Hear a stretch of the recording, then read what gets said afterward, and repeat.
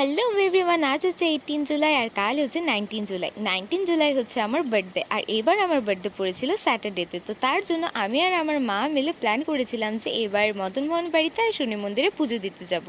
আর mainly এই ভিডিওটা আমি করেছিলাম যে কে আমার রাত 12টার দিকে উইশ করে, বাট সেটা তো হয়নি, কারণ আমাকে অনেকেই উইশ করেছিলে, আর তাদেরকে থ্যাংক ইউ সো মাচ।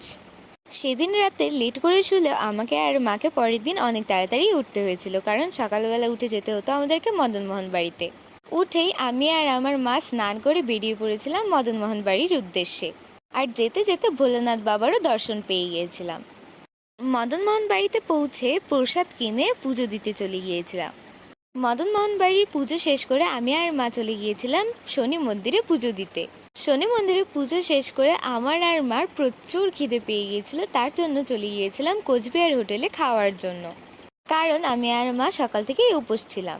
খেয়ে নিয়ে ড্রেস কিনে গ্রিন চেরি থেকে কেক আর কিছু ডেকোরেটসের জিনিস কিনে বাড়ি এসে পড়েছিলাম। বাড়ি এসে আমি আর মা দুজনে ফ্রেশ হয়ে নিয়েছিলাম, আর এইদিকে মা আর পিসিমণি মিলে রাত্রের জন্য খাওয়ারের আয়োজন করছিল। আর এইদিকে আজ ছিল আমার টিউশন, তো তার জন্য টিউশনেও চলে গিয়েছিলাম। টিউশন থেকে এসেই বসে পড়েছিলাম ডেকোরেট করতে, আর এইটা ছিল আমার ডেকোরেটসের কিছু ফাইনাল রেজাল্ট।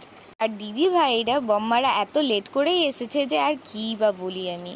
তো যাই হোক, এখানে সবাই মিলে বসে গল্প করছিল, আর তারপরে আমি রেডি হয়ে নিয়েছিলাম কেক কাটিংয়ের জন্য। আর সবাই মিলে কেক কাটার পরে খেয়ে দিয়ে যার যার মতন বাড়িও চলে গিয়েছিল। আজকের জন্য এতটুকুনি, ততক্ষণের জন্য বাই।